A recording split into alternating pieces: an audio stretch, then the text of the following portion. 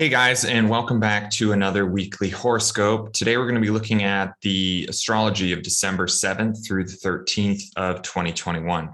My name's David. I'm your astrologer from HC Astrology. Thanks for being here. Thanks for all your support.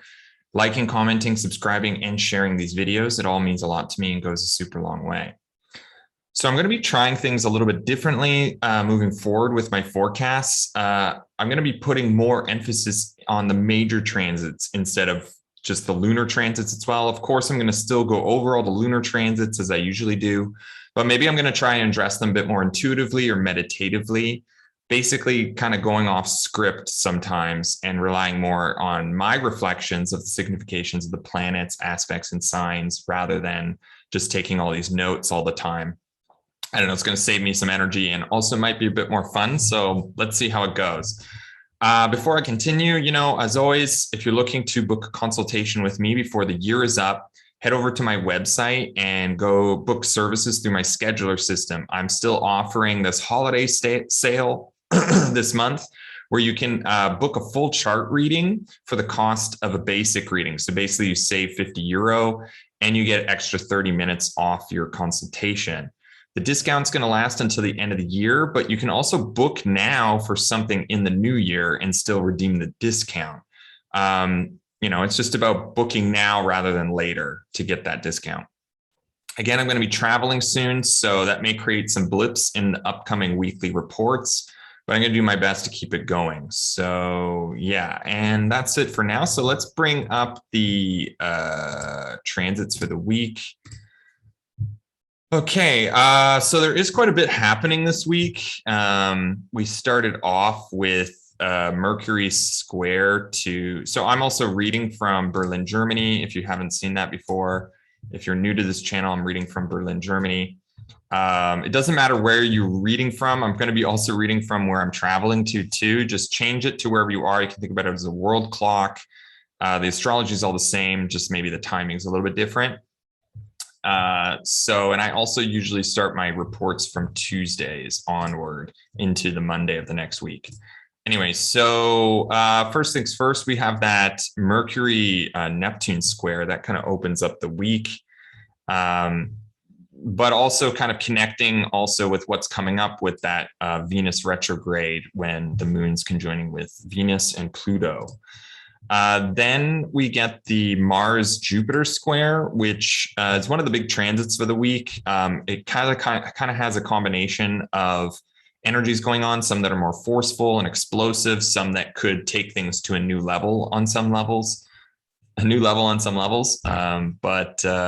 that should be cool. And then later on in the week, we have, of course, the first quarter moon. That's always going to be potentially challenging, or at least like try to push things forward. Venus then conjoins with Pluto for the first time, really signaling that we're getting into that retrograde really soon as Mercury sextiles with Jupiter. So there's going to be some really positive Jupiter transits happening too, and it really kind of connects again to that eclipse from last week, and signaling that Jupiter is really moving into new territory. We're moving into a new chapter, and all the connections with Jupiter and Jupiter related things are really feeling that. Then there's the Sun square to Neptune, I think kind of further emphasizing some of like the weirdness or otherworldliness that the Mercury square to Neptune would have made. And then the week closes off with a double, or the forecast, my forecast closes off with a double ingress of Mars moving into Sag. So again, another Jupiter transit kind of happening, or Jupiter related thing happening. And then Mercury moves into Capricorn, kind of related to the Venus retrograde, and some of the major themes going to be happening through December. So that's kind of it for the overview. Let's get into the actual transits and break it down one thing at a time. So let me just move over to there we go. I got some hours moving. Okay, so the first set of transits on December 7th, Tuesday, December 7th, 2021, are mostly lunar until we get to the end of the day. And it's kind of foreshadowing a lot of what's going to go on for next week, because the moon's really connecting to Venus and to Pluto right off the bat. So the moon connects with Venus. We get this we're kind of maybe our temperaments or the environment we're in gets simmered down a bit or mellowed out on some level, or there's an intensification to wanting to be more mellow, wanting to be more balanced, but not really sure how to do that, or feeling that there's something off about those things right now because Venus is really getting close to Pluto. It's also super slow right now. Venus is moving even slower than Mars. Like they were supposed to kind of sextile, like they're kind of in a sextile, but they never perfected it because Venus is going so slow. So although right now there may be a feeling of balance, harmony about our plans, the strategies to which we're going about doing them, what we're focused on doing, we are in the midst of connecting kind of with what we want, with our values, taking things one thing at a time, more of these Capricorn moon things, putting our feelings aside, just doing what needs to be done. But we're also feeling, somewhat mellow about those things, or maybe even too mellow in a way, or feeling that maybe the mellowness is off on some level. Remember, like I said, Venus is approaching the conjunction to Pluto. In fact, they're in an adherence even. So Venus is within that 3-degree range of conjoining with Pluto. So Venus topics are progressively becoming influenced by that intensity, that depth, that enigmatic force that is influencing the intensifications of all Venus-like matters like relationships, balance, love, harmony, beauty, and all those things. So an example, for instance, is perhaps we're feeling that relationships are needing some check-ins of some kind, or there's a lack of diplomacy or balance somewhere in our lives that is going to need attention soon. Friendship is out of order. We've been disconnected from for too long, or perhaps there's good social graces we've been practicing all this time have in fact not been working fully. And we'll have to figure out a new way of relating to maybe some social issues on some level for the future. Anyway, whatever it may be, this transit of the moon to Venus in the last days is an integration of some of the matters that we'll have to handle during the months ahead, during the Venus retrograde and Venus's overall movement through Capricorn over the next couple months. So try to listen, reflect, touch base, ground with these issues, topics at hand. It may be that connecting to them now will help in fine temperament and tolerance during some of the uncertainty ahead. Right. And then moving forward, Moon then makes the conjunction with Pluto. So really, this is just kind of further emphasizing the conjunction to Venus. Of course, it could also mean just touching base with some of the intensity of the times, some of the fear, some of the more deeper topics of the times. But overall, I think it's just signaling that there's work to be done coming up, that we're all going to have to go through this work that we have to do, and that the moon bonding with Pluto, the god of the underworld and death, announces that we are getting more involved in some of the more enigmatic, transformative, regenerative matters at hand. We're going to have to breathe more deeply before we can walk through, that chamber of sulfur, so to speak. And then Moon is going to sextile to Mars pretty much at the exact same time. So there is something kind of, reconnecting with some of that more intense topics as well, maybe finding a way to rebalance them, finding a way to adjust, to modify on some of the more kind of forceful or domineering topics that have been going on. We can find a rebalance to them. We can recognize also that there's a lot of work that has been done to get to where we are now. And with Mars getting ready to leave Scorpio, this could be a chance to make an adjustment to how we're pushing things forward, to the pressure that's being applied to the plan and bigger picture as well, since Mars has been in those squares to Aquarius and is building up to the square to Jupiter. So, this could be getting our energies redirected on some level, even though there may have been some struggles involved. We can put that energy maybe to some better use to get things done we want to get done, and to move on to the next task at hand, so that we can clear some space in our minds, days, environments, all these moon things, to better prepare us for the other actions that need to be done later in the week. Mars is, like I said, is going to make that perfection to the square with Jupiter, and that's going to be one of the bigger transits for the week. Then the moon, we go forward, the moon just moves into Aquarius.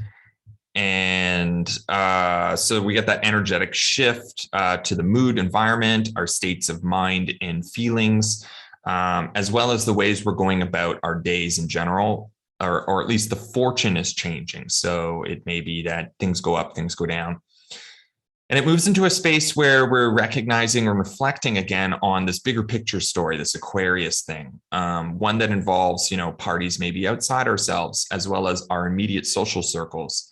This could mean we are connecting again with some of the tensions of the year, some of the harder hit topics that we've been needing to deal with through the year, since it's going to, of course, reactivate the square with Uranus, which is now in the engagement with Saturn, since they're within that 3-degree range of the square.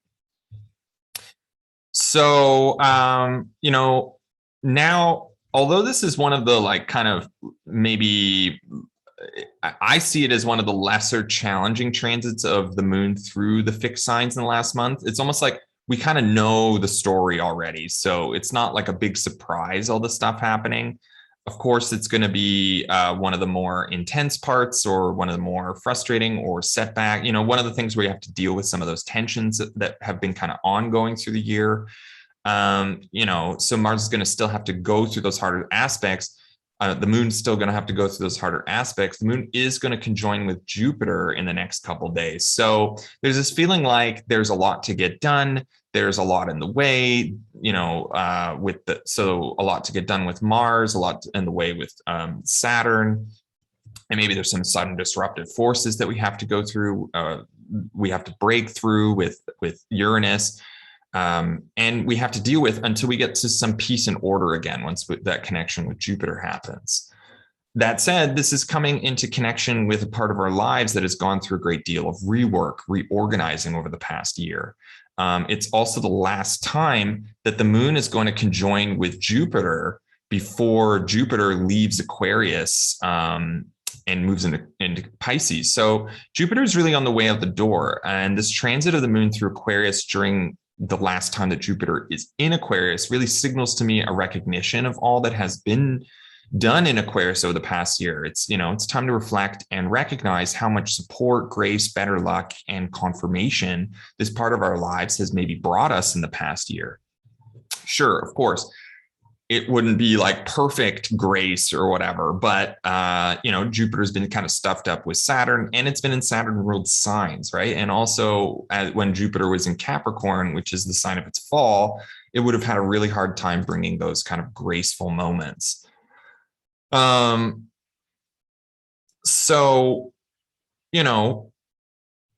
I think this really signals that we can kind of recognize all that work that's been done here.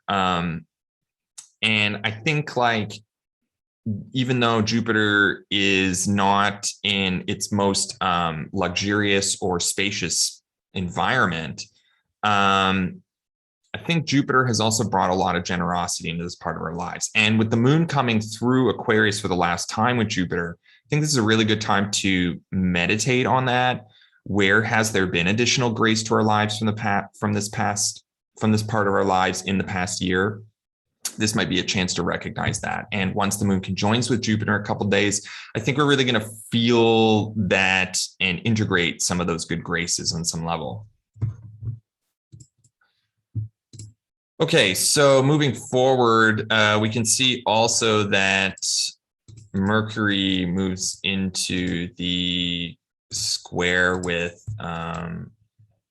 Neptune. So now that Neptune is also stationed direct and is still fixed at that 20th degree of Pisces. I mean, Neptune really moves really slow, so it's always at kind of the same degrees for a long time, but it's at kind of a standstill even more so. So there's an intensification to this transit, and the nebulous and delusioning effects of Neptune will be kind of confounding the effectiveness of a debilitated Mercury in Sagittarius, because Mercury is in exile or detriment in Sag. So it may be that some of our thinking is a little bit too big picture right now, and in the square to Neptune, it may even just be like off the charts kind of big picture, like not really grounded in the day-to-day or the reality of things. So like all Mercury and Neptune engagements, We can see the confounding and slipping of thinking, exchanges, and information. Things are not making as much maybe sense as usual, or there's a kind of oceanic fantasy to the information we're receiving or giving. Mercury also rules over markets. So this could be reflecting on some of the recent instabilities in the market we've been seeing, especially in relation to that COVID variant, the Omicron variant. And since Neptune is elusive and without any kind of foundation, it could be that things we are seeing in the markets are not really grounded in facts.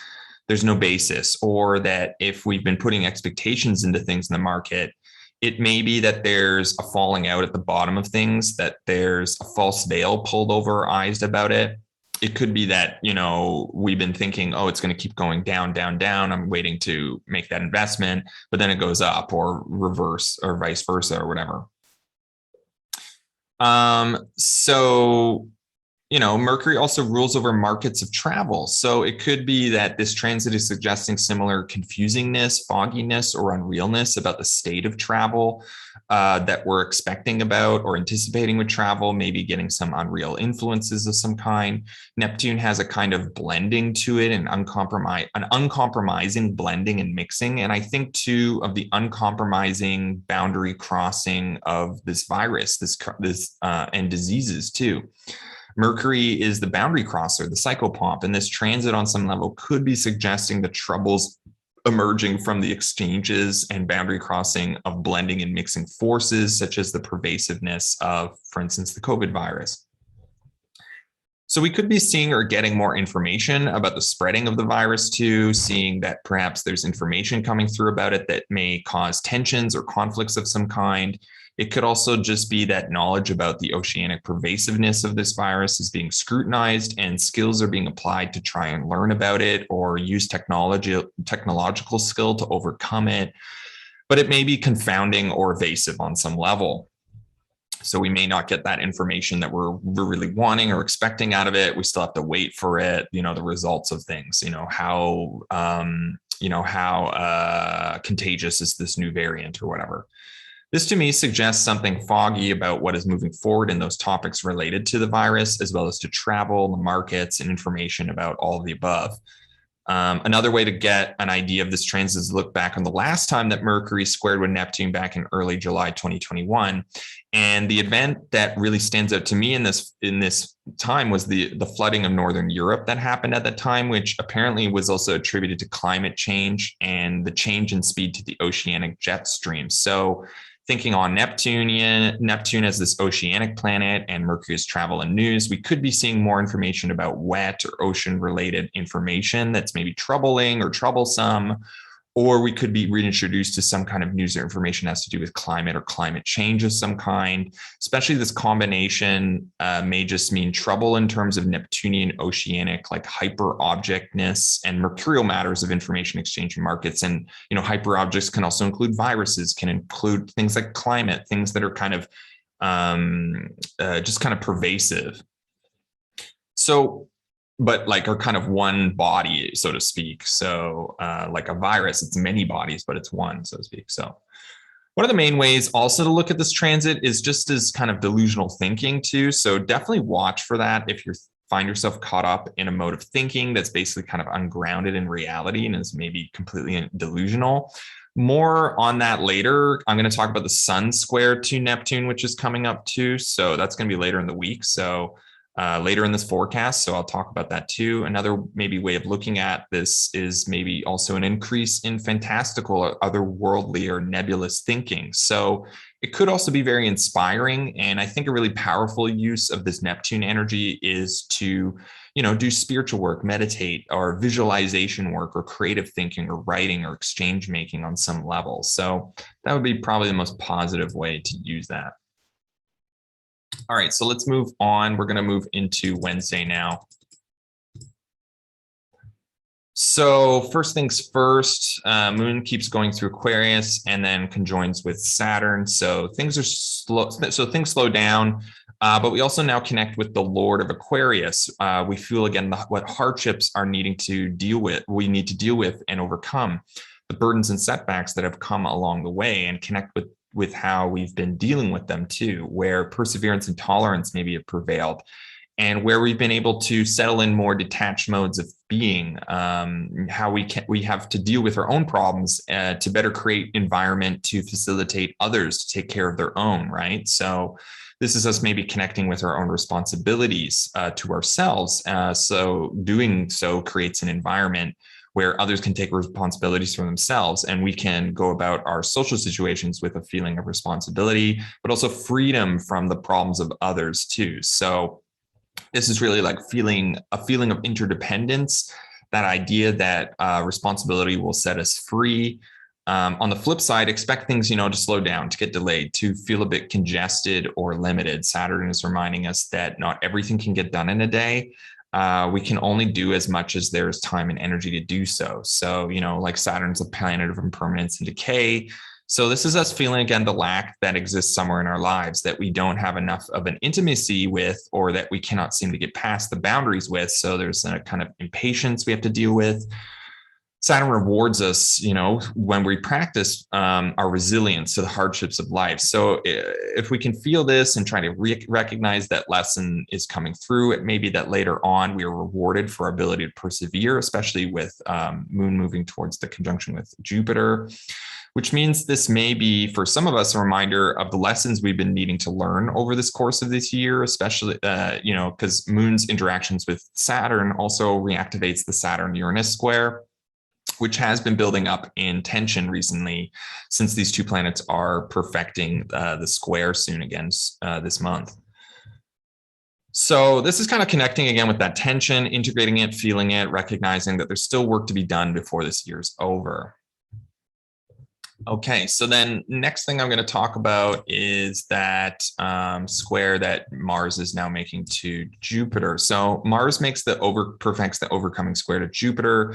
And if we haven't been totally deceived by the Mercury-Neptune square from earlier on, this transit has the potential to be very productive and ambitiously growth-inducing, and a push towards new heights that Mars is attempting to make use of with Jupiter, as Jupiter is heading out of Aquarius and only a few days after the Sagittarius solar eclipse over the weekend. So in a way, this is like Mars being like, hey, I want to try and get in on some of this good action, and you're gonna let me get in on it now. So now, if you also recall my breakdown of that solar eclipse, I mentioned that Mars is the only kind of snag in the releasing, inspiring nature of the eclipse of this whole Jupiter thing.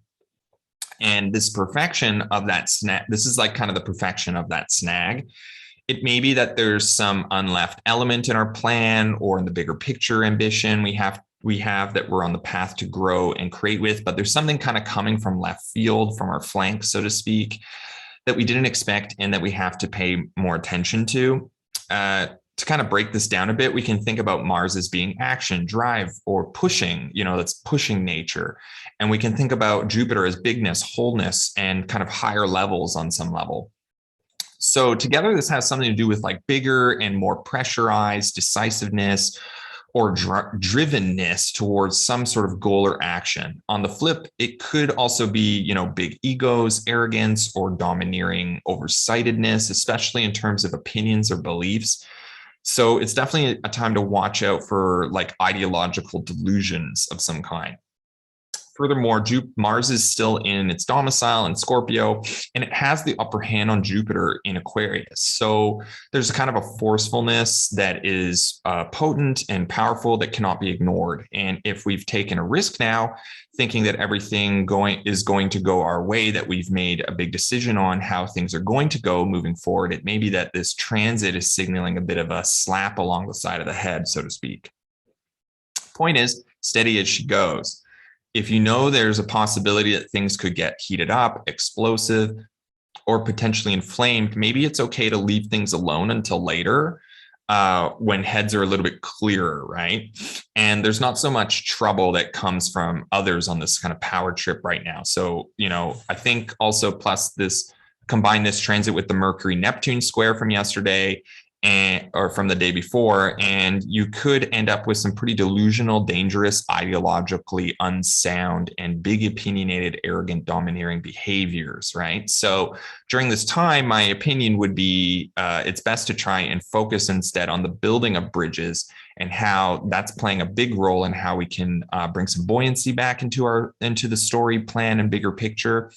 It may be that if there is an inflamed situation, the best course of action is inaction, right? So, try to build a bridge by allowing the water to flow under the bridge, allow the river to be the bridge, the flowing of things, rather than forcing the construction of something, allow for that thing to just be.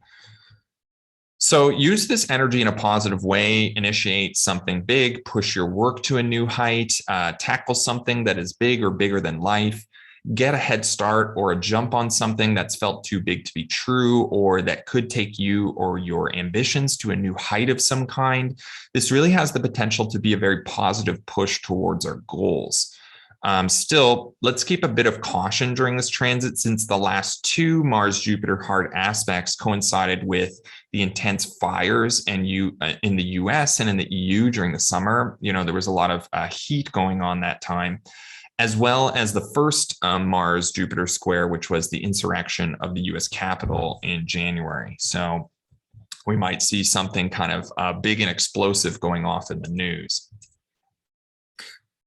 Okay, moving forward, the moon then moves into the square with Uranus. And so again, this is kind of re-emphasizing some of what I went over with the moon's connection to Saturn. But unlike Saturn, which is kind of constricting and limiting, Uranus is breaking things up and breaking through some boundaries. This is also perhaps a sudden and disruptive event or circumstance that we didn't necessarily expect, or is the quickening of events catalyzing and feeling that we cannot keep up with them. There is an uncompromising inconsistency maybe to some events, and we may be struggling to make some deadlines or meet commitments on some level. Still, this could be the reverse of that too, especially with Uranus is always this potential for reversing. So especially since the moon is moving into the sextile with the sun, this could also suggest that if there have been some setbacks, delays, or hardships through the day or through the last 42 hours or whatever, especially since moon entered Aquarius, this could be a liberation from that. This is kind of breaking out into open air again. And then the moon's going to sextile with the sun. So it feels like maybe the plans are back on track on some level. We have time to get things going forward again, to get back on the plan, connecting to the bigger picture as the way we are exerting energy and the circumstances of our setting are meeting one another in some collaborative conversation, where we can kind of modify and adjust in order to get back on track before the moon conjoins with Jupiter. And we set off into the open air on some level. So let's move on into Thursday. So Thursday opens up with that sextile to Mercury. So, making some kind of common ground between maybe some of the markets, some of the transits, some of the traffic that we're going through, some of the planning, some of the strategizing that we're trying to make to our bigger picture, to the plans of things. We're kind of feeling where we're at in that bigger picture and how we're trying to figure that out, how we're trying to negotiate that, find communications with things. This could be a chance to send out a message if we have to, or to get on a flight if we have to start a trip or something like that, to communicating, making an exchange of some kind, and finding common ground and making an adjustment to things to modify things so that they work more harmoniously, right? So yeah, let's move on then into the conjunction of the moon with Jupiter. So now this is really like getting that buoyancy, getting that kind of really feeling the bigger picture. Like I said, this is the last time that the moon's going to conjoin with Jupiter in Aquarius before Jupiter moves into Pisces.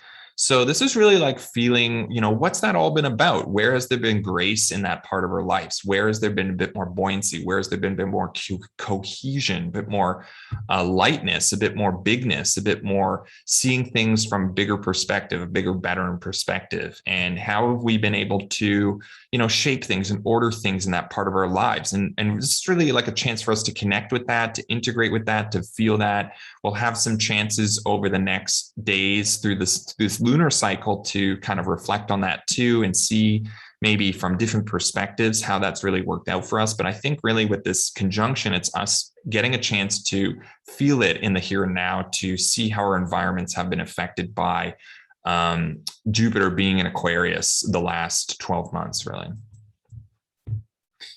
Then the moon is going to make a square to Mars. So, you know, there is still some tension there. There's still some forcefulness. It's maybe also connecting again with some of what Mars is trying to put in onto Jupiter, trying to get a say on things. This might be us now just feeling it, while opposed to maybe before, like we could kind of, the events occurred, the thing happened, but now when the moon's connecting to it, it's like, okay, now it's a bit more personal. It's a bit more intimate. This could be whatever is kind of overcoming and domineering us or pushing us or prodding us, that now we kind of have to deal with it, or we have to kind of change what's going on. We have to, we kind of feel a forcefulness to change. It could be like a feeling like there's some danger or there's some pushiness going on with us. And it's not really according to plan. It's not really what we want. It's not really part of the bigger picture that we are foreseeing for ourselves in an ideal way. It's kind of severing from that and cutting it up, but it is something that we're going to have to deal with, and that will change things, will push things forward, and is coming from a place of power and strength. So we can't really ignore it. And it may kind of bring us into new territory too. So it may be part of that Jupiter-Saturn square where it's like, okay, if I do this thing, then it will take me into new territory. It will initiate things. It will kind of push things forward and make things bigger. It can be very productive, but it may just be a bit of a challenge. And then, most of Thursday is just a lunar day. So it's just a big like moving and transiting and moving through things. It may be also a day where you're just traveling to. So keep that in mind. And then the moon moves into Pisces. So this other energetic shift, moving into a mood and tone that is kind of reflective of the hope, faith, and redemptive qualities of that feeling of moving forward, and the release from the seeds planted for a new breath of inspiration and freedom since the Sagittarius eclipse. We're beginning to feel some of the results of change, as well as some of the challenges that may be associated with the intentions set only a few days ago, because the moon's going to move into the first quarter moon. This is also, I think, connecting again with what's happening with Jupiter, as well as perhaps reflecting more deeply on the temporary ingress of Jupiter into Pisces earlier in the year, and feeling that there is a return of that to come once Jupiter enters Pisces later in the month. So this is dreaming about the future again, feeling that there's something that can be reconciled with our current state of things in the here and now, and how we can let go of some of the things that may have not met our expectations of things, so that we can have a more realistic relationship with the potentiality of the growth that can occur with Jupiter and Pisces.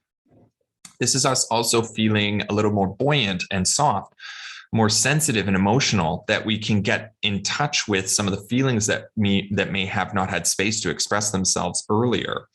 And although that may come with some challenges in the plan or to the status quo, to the way things are going, since we're coming into that first quarter moon, it may mean that we have a chance to deal with things in a more sensitive way and to dream again beyond the discontent we've been feeling up until this point. So that's it for Thursday. Let's move into Friday. Am I making good time with this? Who knows? Forever going to be doing these long videos, but it's cool. It's cool. It's all good. So moon keeps going through Pisces and moves into that sextile with Uranus, right? And it's really, this is the only transit that perfects through Thursday, or at least here in Germany. But yeah, it's the only transit that I have marked down for the day. And yeah, maybe this is us now kind of finding a new rebalance to some of the things that may have been catalyzing or quickening of things since the square the other day, or since the opposition the week prior. Maybe some of the things that are inventive we can use to our advantage. We can find a way to find harmony again, to find common ground. If we are feeling a little bit more sensitive, this may quicken things, or it may produce a breakthrough in some of the more kind of dreaminess. Like this might break us back into reality on some level, find us a way to find common ground between reality and our fantasy. And I think overall this day might be just a good day to do something kind of out of the norm, do something kind of interesting, do something creative, do something inventive, be kind of, out of the typical, do something that breaks through, does something kind of that disrupts the status quo on some level. Just be a bit more inventive. You can even be more emotionally inventive on some level. Do something that's very inspired, and try to be creative and connect maybe to nature, connect something that's outside yourself, that transcends your mundane on some level. So I think this is a good day to do something that's out of the norm, that's fun, exciting, emotionally satisfying on some level, nourishing those emotional needs that we have, and allowing us to do something that's a bit more liberating, getting us out into that, like feeling like our emotions have space to breathe too. So that's it for Friday. So let's just move into Saturday. So first thing that happens is the moon perfects the square with the sun as it's, so we got that first quarter moon as the moon's moving into the conjunction with Neptune. So first quarter moon, crisis in action. Where are there challenges now to what we've kind of set forth since that solar eclipse, since the new moon in Sagittarius about a week ago? First quarter moons are always kind of like, we're trying to build something. We're trying to meet the expectations of our intentions. We're trying to make that seed that were planted from that new moon or even from that solar eclipse turn into something. So this could be that first challenge to things. It could be where there's things that we have to deal with that are not like just easy peasy pumpkin squeezy.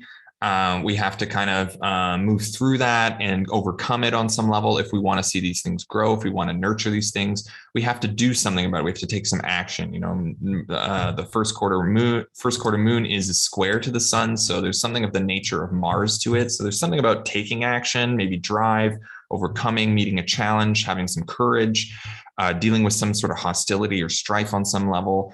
And needing to overcome that in order for the things we want, the ambitions we have, the achievements we want to accomplish, for those to succeed on some level, we have to kind of go through those things. And the moon's also kind of conjoined with Neptune, so there may be some confusion about that. There may be not really able to feel things out in a normal way. There's kind of nebulousness happening to our feelings, to our environment. We may not really know where there's a grounding, where there's solid ground beneath things, in terms of feelings, in terms of where the plan is going, in terms of that first quarter moon thing. So it may be that we're kind of like not really sure where things are going, or we just don't really have a clear sight of things right now. Or it may just be a thing where we're like wanting to check out from the seriousness on things. It was that the first quarter moon in some levels is that last solar eclipse with the south node. So there is something about releasing or wanting to detach on some level. And maybe the connection to Neptune is kind of feeding that escapist quality and things. So I think there is like a bit of a warning here. If you are indulging in some escape on some level, this could produce some challenges on some level. But it could also be a good day to get out into a spa. It could be a day to disconnect. It could be a day where it's like, okay, well, what's the challenge? Oh, I really want to release something. I want to be free of these kind of burdens right now. So maybe it's a good day to just check out, or to connect again with that more creative, inventive, and spiritual nature of things, to try and find a more spiritual grounding, because that may be what helps to overcome some stuff. So there is some soothingness to it, but also there's like a kind of a danger of things going a bit too far down a delusional path, or an escapist or addictive path, right? Okay, so moving forward, moon then makes a sextile to Venus. Again, most of these transits today are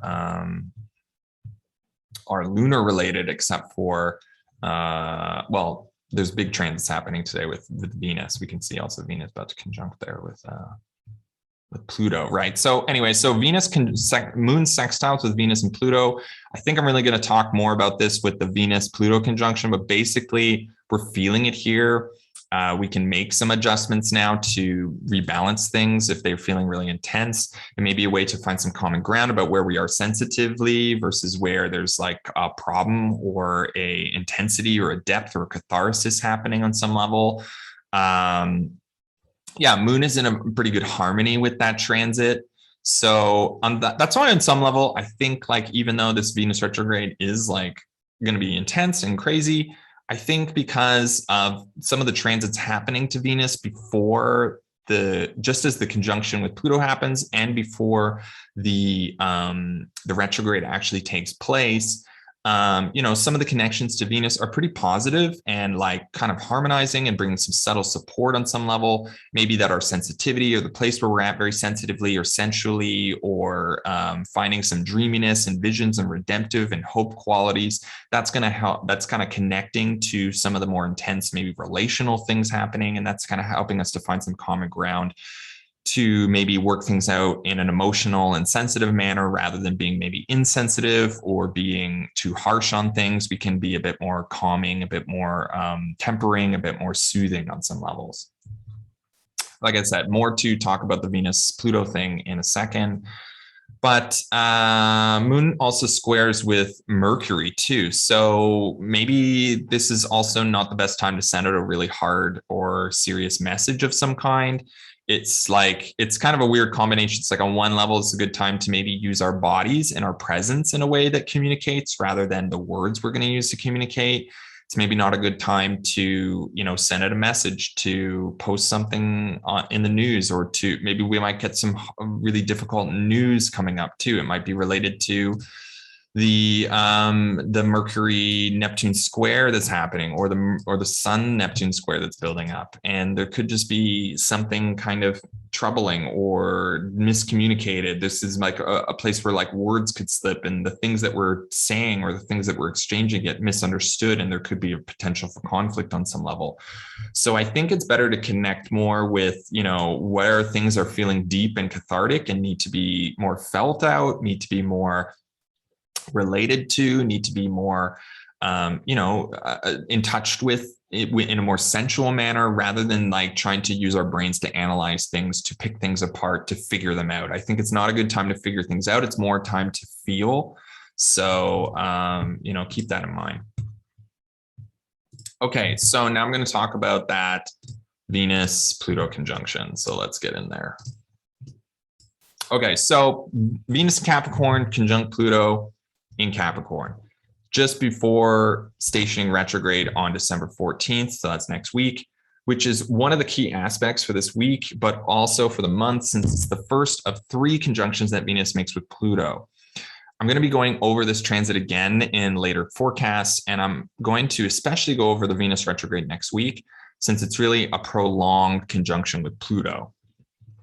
If you are into astrology at all, every single astrologer is talking about this. Still, since this is the first conjunction, I think it's important to address some of the signals this transit is suggesting, as well as give a little recap of what the Venus retrograde is going to be thematically about.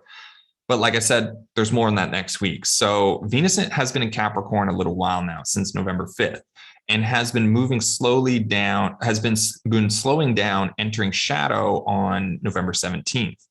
And is getting ready to station retrograde at 26 degrees Capricorn again next week, but won't be gaining any backward momentum until the 24th of December, which means that Venus is basically at a standstill for about 10 days. And it's going to be in that like 1 degree range conjunction with Pluto, which is intensifying the Venetian significations, generating a tone that will ring through the entirety of the holidays. So 3rd of December, 2021 to the 3rd of January, if we look at that whole, the whole transit between the two, is the full length of the engagement between Venus and Pluto. So Venus retrogrades are significant in themselves, as like they all are very significant because they only happen every 1.5 years. It's less common than Mercury retrogrades, which happen 3 to 4 times a year. It happens about 1.5 every 2 years. So there's a notability to Venus retrogrades in general, especially in Venus ruled matters. They have to rewind. There's a rewind process on some level, very much about going into the underworld of our hearts and souls.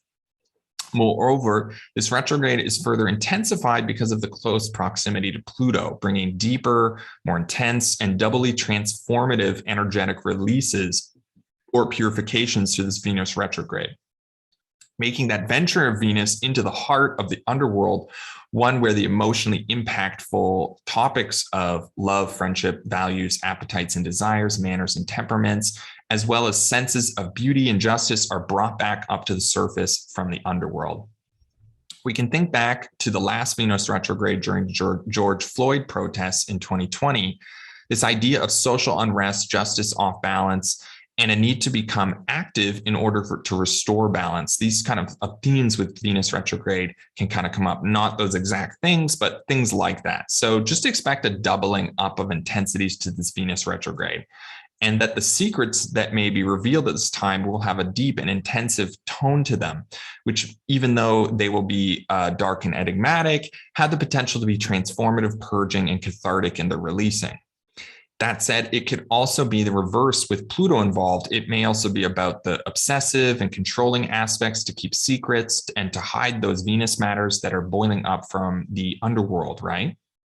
Venus also brings people, Venus retrogrades like Mercury retrogrades and Mars retrogrades are going to bring people back into our lives. And Venus is associated with the feminine principle, or women as well. So it may be that women are kind of coming back into our lives on some matter. And these may be bringing up, things that were kind of beneath the surface for a long time that are kind of coming back up again. So something to keep in mind. It may also be about the revealing of secrets that induce a reevaluating of relationships or other Venus-related matters, right? Because the things that were buried that have to do with Venus matters are now being brought up, dug up, or made visible. So the idea now is to prepare oneself for the kinds of feelings and emotive tones that may be coming up and likely have been revealing themselves since Venus entered shadow on the 17th of November. Then, once Venus stations retrograde next week, the sequence of events associated with Venus matters since the 17th of November reaches some kind of culmination where, like, the cards for the game are all in hand, and now it's time to play the game. It's time to reveal what cards we've been dealt or hiding. To get an idea of what the upcoming Venus retrograde is about, we can break down some of the players in this process of transformation. So let's start with Venus. Venus is a planet associated with games and having fun, while Capricorn is the Saturn-ruled sign of persistence, determination, systems of control, and deep contemplation. So this could be a deep and intense process of uncovering the rules of the game, also the values of the game. Venus has something to do with values too, how the game has been played so far, how we're relating to it. Venus has these relationship themes. And is the system in which we're playing it really working, or does it need to be reevaluated, reshaped, or reharmonized in some level? Next was Saturn. Saturn's the ruler of Capricorn. Saturn is also a slow planet, a planet of delays and limitations, constrictions and contractions. So there's a system, pattern, or habit to Saturn and Saturn-ruled signs, which Capricorn exemplifies through discipline, practice, and efficiency. So Venus, the planet of binding and reciprocity, going retrograde in Capricorn could be about the current limitations and patterns may have been producing unhealthy habits, right? And that have caught in knots and lack healthy reciprocity on some level that needs readdressing during the 40 days and 40 nights of the Venus retrograde. So this is going to be a long process. It's a process of reharmonization that we're going to be revisiting all the themes and theaters of drama that have been coming up since Venus entered shadow on 17th November. And, we're going to come back in this during future forecasts. So what have you been noticing since the 17th of November? Because if you have been paying attention to those Venus matters, as well as what house in your chart you have Venus in, you will likely be less disturbed and overpowered by the upcoming Venus retrograde station conjunct Pluto. However, if you have not been keeping an open ear or eye to the themes that have been playing out in the last week, then it may be that this retrograde station is a shock on some level and could induce some panic that may reveal an enigmatic circumstances that induce an intense amount of overdone drama on some level. So hopefully we've all been paying attention, since I have been talking about this retrograde literally for months. Like, I feel like I've been talking about it all year, and that what is about to play out during this game should not be so surprising. Also, last note, which I have mentioned before, But to get a better feel for the kinds of themes and circumstances that this Venus retrograde may be playing out, you can also look back 8 years prior to when Venus would have gone through a similar retrograde in the same sign. In fact, Venus will station retrograde around the same place in the zodiac every 8 years, moving back about 2 degrees every 8 years. So you can actually track those retrogrades to get a feel for what Venus is attempting to reharmonize and readdress, both in your life as well as on a mundane level. Remember, Venus is a planet of agreements and rejections. So when Venus retrogrades, agreements are put into question and are readdressed after having been in a system of control for the last 8 years or something like that, especially in Capricorn, this Capricorn thing. So if we look back to the last one in 2013, there was pro-EU demonstrations began in the Ukraine after the government rejected economic association from the EU, and Ukraine favored closer ties with Russia. We could see this Ukraine-Russia thing playing out again. Maybe not that exact thing, but something like that, where there's some agreement that needs to be readjusted. 2013, also Iran agreed to limit their nuclear development program in exchange for sanctions for relief. So again, this agreement needs to be readdressed again.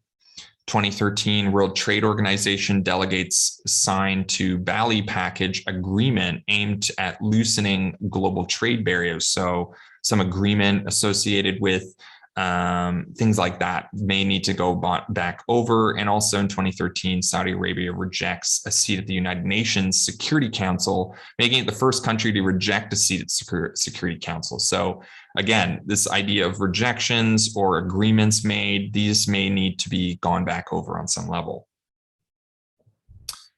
All right, so that's it for my Venus-Pluto conjunction. Then we get the Mercury, where's my brain at? Mercury and Sag square to Pisces today or tomorrow, right? Okay, anyway, so Mercury then perfects an overcoming sextile to Jupiter. So this is these are one of the positive things happening too. So I think this is another reason why, although there's a lot of intense things happening, there is some connections to really positive things happening since that Sagittarius eclipse last week. So this is another transit this week, although caught in the midst of some of the other more serious transits, brings some lightness, as well as an easy or serene vibe into the mix. So common ground is found between Mercury, our thinking and communicating, and the Lord of Sagittarius, Jupiter, grace, hope, and higher mindedness. So there could be a subtle shift in thinking, one that's more hopeful, that sees a better perspective, and can look past the difficult information or the skepticism and see farther ahead to the light at the end of the tunnel, to the bigger picture that includes a little more freedom and buoyancy towards the ideal, wishes, hopes, and dreams on some level. Moon then is going to trine with Mars, and I think that this is a nice transit because it's right before the Moon moves into Aries, a Mars ruled sign, and also very shortly Mars is going to move into Sag. So it's their last trining connection in the water signs. I think it really signals that there's some support coming from that emotional, sensitive place, our environment, our circumstances of things, and how we've been a bit more sensitive and fluid with things, and how that's helped us to kind of push our drives forward, to get to the next level of things, to see new territories, to use our put the pressure on and see some things happen. It's also a way for us to kind of finding some compassion and common ground with some of the more hardships and struggles that have happened over the last week, especially through all that Scorpio stuff that's happened. So I think this is a really positive transit. It really signals that this ingress of the Moon into Aries is a positive ingress, and also that the Mars ingress into Sag is also a positive thing. And it kind of puts a lighter tone as well with the sextile of Mercury to Jupiter. I think puts a lighter tone to things and allows us to kind of see that there is kind of growth happening, there's support happening, there's grace happening. And some of the things we've done, although they've been hard and they've been challenging and they've been full of some of the hardships that we don't necessarily want, like in a subjective matter, have not been like good, so to speak. That we've gone through them and we've survived them and we've come out the other side. And I think that trine to Mars signals that, because then the Moon moves into Aries. We get that energetic and mood shift. Now there's a little more courage and bravery spilling over into the circumstances every day. I really see this as a positive thing, like I said, since that trine to the Mars, the Lord of Aries, because it really signals there's been some great challenges we've overcome. There's been new territory presented, and we've gone through that. We've gone through troubling territories. And we're feeling now, again, this drive to pioneer, to explore, to set foot on new territory, perhaps after a long period of dealing with too much sensitivity, too much defensiveness, too much vulnerability, too much feeling like there's danger everywhere, and now like those challenges, we've gone through them and they've also taught us a lot. We've also know now that we can survive them. We have a survival spirit to us, and we can feel now an energetic drive because we can push on into the unknown. So this to me is feeling excited about the unknown and the uncertain. This is me connecting. This to me is connecting with the belief that that more is always being revealed. I see this as a positive too, because it connects us with the upcoming ingress of Mars and Sag, like I said, and that there's to be this inspiration again to our pursuits, to our passions, where a new drive is coming into the story, and one that isn't so pressurized, divisive, dividing us, and strife-inducing. So this is connecting to the hard work and sacrifice we've done in order to get this far, and feeling that sense of accomplishment that comes with having done really hard work and knowing that whatever comes next, we have the tools to deal with it on some level. Okay, so let's move on into Sunday. So first things first, Sun perfects the square to Neptune. So for me, this kind of just further emphasizes much of what I talked about with the Mercury-Neptune square earlier in the week. There's an influence of nebulousness and ungroundedness that's influencing the story, the status quo, or the way in which we're able to see things clearly, since the sun is really associated with sight. The sun is light, the ability to see, the illumination. And when connecting with Neptune, which is the fog, the loss of concentration, and the uncertainty principle, it could be that we are unable to see our way clearly. There's something preventing us from seeing the road ahead with a clear mind and vision. It may be that we have to put the foghorns on just to get through this patch of thick-headedness, or perhaps there is literally fog or whiteout and we have to go a little bit slower. Otherwise, we could wind up driving into rocks or hitting something we didn't expect, or that we could leave us without solid ground. It's like the idea is that maybe we have to slow down a bit because we can't really see where we're going. And if we go full steam ahead, it may bring some troubles that we're not expecting. And I think really, again, this kind of signals to me, again, the positivity of that Mars moon combination that happened earlier, where it's like, okay, we've already done all the pushing ahead we needed to do. Mars isn't making any more aspects before leaving Scorpio. It's at the anadiritic degree, which is always troublesome, but it doesn't mean we have to put the pressure on to do anything now. It may just mean we have to just, slow down a little bit. Okay, so on the flip side, I think Neptune also brings a lot more lightness and buoyancy to the story right now, which along with Jupiter is helping us to take out some of the more heavy issues happening in the world in our lives right now. That's why I think this week is kind of this interesting combination where like big things are happening, serious things are happening, but at the same time, there's kind of a lightness twinging everything too. I think that's coming from that Sag eclipse and this feeling that Jupiter is really moving into new territory. So there's a bigness happening, there's a buoyancy. So this may be a chance to escape a bit, to indulge in fantasies a bit, to live in a dream a bit, to be okay with that because we're floating now on some level. Overall, I think this transit, although foggy and a bit confusing, is adding to the lightness of the week rather than the heaviness. And also sets the flavor for December being a month where things are changing. There's a bit of mix in things, but overall things are changing and there's a releasing happening. The bigger picture is making a shift. And we're sensing that it's becoming okay again to get cozy, feel some comfort and soothingness, indulge a bit in fantasies or escape for a little bit, get back into that dream, get back into the fantasy, get back into what really felt like, especially during, Virgo season or during Libra season, or when we were connecting to that fantasy again, when planets were still connecting to Neptune. Or even some of the trines that happened during Scorpio season with Neptune, right? Still, like all Neptune transits, I think it's important to watch oneself with the use of substances, since Neptune induces a desire to escape or to descend into a numbing calm, which for those of us who struggle with addiction, or maybe in the midst of a relapse, may bring a turn towards continued using and indulging on some levels. So for some, it may be a deeper dive into escape, addiction, or fantasy. On the flip side, like the Mercury square, this contact with Neptune has the potential to be very imaginative, spiritual, and creative even, which are some of the more positive uses of Neptune transits. Otherwise, this could also be a very romantic transit. Otherwise, I think this transit is going to bring a bit of soothing balm to the transits of intensities of the last weeks. This is a chance to take a spa day again. I think this week is very like spa vibes. It's like the beginning of it's very like, okay, I got to get a lot done. And then it's like, whoosh, like kind of, whoa, especially once moon moves into Pisces. So, maybe you want to check out for a bit. This is all about giving ourselves a break. And then the moon's going to just keep going through Aries and then sextile with Saturn before the end of the day. So, where were we connecting before when moon connected with Saturn before? Where were there setbacks? Where were we seeing all the hardships from the last year? Where were we seeing how much this whole year has been about like dealing with how much the limitations we have versus the liberations we have, the whole Saturn Uranus thing.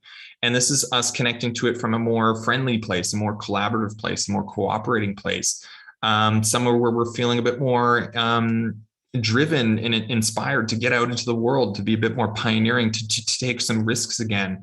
To see that some of the responsibilities we have also involve freedoms too. So, we're finding common ground again between some of the heavier, more gravitas things and maybe where we are in our energies, where we are in our drives, where we are in our relations too. So, I really think that this sextile with Saturn is, again, it's bringing a bit of a lightness, bringing a bit of common ground, bringing a bit of a conversation to some of the heavier topics, some of the more things that have been challenging to deal with through the year. And, being able to find a way where we can make an adjustment to what we're doing right now in order for those things to be a bit lighter or be a bit more manageable to deal with. Okay, so let's move on into Monday. It's the last day of my report. And so last things happening during this report is, keep going. Boom, there we go. Mars moves into Sagittarius. So Mars takes that final march out of Scorpio for the last time since, and it's going to be the last time that Mars is in Scorpio till 2023. So Mars is in Sagittarius now. This feels really overall, I think, optimistic and charismatic as Mars leaves Scorpio, the more like intense sign for Mars, as well as the harder aspects that Mars has been making over the last couple months with Saturn and Uranus. So this is giving a break to all the fixed signs too. If you're a Taurus, Leo, Scorpio, Aquarius rising especially, this is going to be a big break for you. And it's going to be a break for the time being, at least. Because I think that those are the people who have those fixed sign ascendants that are going through some of the harder transits since the Saturn-Jupiter conjunction earlier at the end of 2020. So what I like about this transit too is that it's not such a big deal compared to other transits happening this month. Simply because once Mars enters Sagittarius, Mars won't be making any hard aspects to any planets really, other than Neptune. So, it won't be really doing much other also than sextiling with, Jupiter and Saturn. So, and it's going to be there till the end of January. And I think that's like pretty dope. So this is like a relief to the tensions of the last weeks. The tests to our capacities for patience and perseverance are passing for the most part, and especially those with fixed sign placements are really going to feel a simmering down in the Martian, provocative, challenging, and severe themes that have been going on. Now, for those with strong Sagittarius placements, such as Gemini risings, Sag risings, or Virgo or Pisces risings, this Mars ingress could signal an increase of strife, severity, and quickening to those planetary placements, as well as house placements for the coming weeks. It may also shortly after the it's also coming kind of shortly after the Sagittarius solar eclipse from last week, signaling that there's still some emphasis on the Sagittarius in relation to the eclipse and any new directions and release that took place over the last weeks. Some astrologers have been talking about when Mars reaches that 12th degree, it may trigger some of the things related to the eclipse. So let's see what happens. So good idea it's good to get an idea of where you have Sagittarius in your chart, because this might be where, the heat's kind of getting turned up a bit. Things may begin to show some feverish situations that may pose challenges to navigating or to deal with. It may also show where there's a bit more drive, there's a bit more pushiness, there's a bit more like passion going on. So just keep that in mind wherever you have Sag in your chart. Otherwise, Mars, the planet of action, drive, and strife, is entering Jupiter's fiery domicile Sagittarius, which is a sign associated with, reckless talent, adventure, enthusiasm, optimism, and trust. So this could be a time where the dice is being rolled to be a bit more reckless, to take some risks as it comes to adventures, to not show fear in the face of the future, and to trust that things we are doing are enough to meet new challenges that come up down the road. I'm going to address this transit a little bit more next week's forecast too, since Mars, upon entering Sagittarius, is also conjoining with the South Node. You can see that there. So although there is this kind of fiery turn up to the drive for hedonistic action with a conjunction to the South Node, there's a potential for this kind of fieriness and inflammatoriness to get kind of turned down a bit, or at least get drained of any of the super kind of fiery passions potency to it. It may also signal like a reckless drive to escape on some level or to check out. But let's try and focus on the positives for a change, that being that Mars has left Scorpio and the dominating chaos has started to simmer down a bit. That's what I think I want to point out mostly. And then we get that trine of the moon to the sun. So, where are we at in our plans? Where are we at in our story? Where are we at in the achievements and the overarching directions that we're pushing things? That's getting supported and is supporting our circumstances, our environments, the way we're feeling, the way that we're getting down into our families, the way that we're nourishing ourselves, the way that we're reflecting on things. This is a chance for us to get some support from what we started during the Sagittarius eclipse to where we're at. And I think that's also re-emphasized by the move of Mars into Sag. Like I said, it's like Mars now moving into Sag is signaling that there's something kind of triggering or is going to initiate things related to that eclipse. And I think that this connection to the moon is kind of us recognizing that on some level, reflecting on where we are in terms of what we started back then, and how some of the things we're doing, some of the places we're at, the environment we're in, the circumstances that we're set in,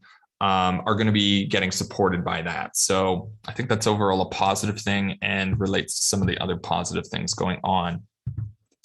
And then the last thing for this report is that ingress of Mercury into Capricorn. So now we get an energetic shift to our thoughts, communications, technologies, monies and exchanges, markets and travel, information and ideas. All these kind of mercurial matters are getting more serious, polarized, systematized, feigned in appearances so much, and begin to think and question habits built by repeated actions over time. So more Saturnian, Mercury becomes more Saturnian, especially Earth Saturnian. So where do you have Capricorn in your chart? Mercury is also now joining Venus in Capricorn. It may be that we're starting to get more clear-headedness about this Capricorn story and what it's all about. What's this retrograde going to be all about? We're starting to communicate that. We're starting to think about that. We're starting to figure things out, starting to look at the details and things like that. Mercury is also across the sign boundary of the sun. So even though Mercury is still technically under the beams of the sun, unseen, once past that sign boundary, Mercury is able to do a little bit more thinking and questioning without being totally disabled by the blinding beams of the sun. This might be like Mercury putting on some sunglasses for a little bit, which means a little bit more clear-headedness, which could be useful in decoding some of the cryptic signals being relayed by the Venus-Pluto conjunction that is still within 0 degrees, and the retrograde is literally next week. So Mercury is also going to be retrograde in Aquarius and move back into Capricorn in early 2022, which could mean that this Mercury ingress is signaling something further down the road, a kind of premonition or insight or learning about what might need to be gone back over, what needs to be rethought, reworked, re-exchanged later down the road. You know, these more Mercury retrograde things. Likewise, Mercury joining Venus will provide additional insight, skill, and communication about what is happening in Venus matters of relationship, values, balance, and the drawing of things together. Like, why are things maybe not drawing together in the way we want, or where there maybe things are, all those Venus retrograde things I've talked about, where are they kind of not drawing together and binding the way that we normally are used to them going, and we have to go back over those. And Venus and Mercury being there might help us to kind of decode that on some level. So again, this to me is another positive shift. It's one that should be able to aid us in figuring things out that have felt more cryptic before. And in Saturn's Earth sign of Capricorn, it also means a little more detachment from our feelings, to get a little more involved in the plan, figuring things out, putting together a system or plan of some kind, so that we can reconfigure or reestablish healthier relationships and negotiate some of the more troubling topics that are bubbling up to the surface with the Venus retrograde fast approaching while conjoined with Pluto. Okay, guys, so that is it for my report for this week. It was a bit of a doozy. Thank you for putting up with me through it. A little bit of a foreshadow to next week. There's a lot less major transits next week. It's going to be mostly lunar stuff. So let's see, I might try what I did again this week, where I've been a bit off the script with the moon transits. Let me know how you like that. I might keep trying that.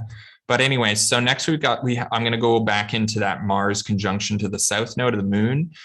Venus stations retrograde next week. It's finally happening. I've been talking about it literally for months, so it's now finally happening. So let's get in there. Sun sextiles with Jupiter, again, another super positive Jupiter thing. And then Mercury trines with Uranus. I think that's also very inspiring, very, innovative and inventive and exciting. So there's a lot of this really, I think this overall, this month is a very different month than November. November was very push. We got to get through. We got to persevere. We got to overcome. We got to, dominate and deal with. And I think that December is already showing that there are intense things, there are conflicting things, there are things that need to be reshaped and brought up and dealt with. But there's a lot of support coming in. Jupiter's coming into new territory. There's focus on the future. I feel like we're at this point where we've dealt with a lot of hardship, we've dealt with a lot of challenges, and now we have these tools, or at least we have this feeling like, the territory we're stepping in is not as scary as what we've already gone through, or if it is scary, we have tools to deal with. Okay. So thanks everyone for tuning in. As always, I wish you guys all the best through this. If you want to book a consultation with me, again, go to my website, hit the scheduler system. If you want to hit that deal before the year is up, book a basic reading, so it's the second one down, and just say in the form that you want to get the full reading, and I'll give you the discount. And you can book that now for any time later in the year. If you don't have time to do it before the end of the year, you can book it now. You can also book it for a friend. Just make sure you have their permission and everything as a gift or whatever. And yeah, let's get in there. So wishing you guys all the best. I'll see you guys next week. I'll be in a new location again. And keep coming back. Bye for now.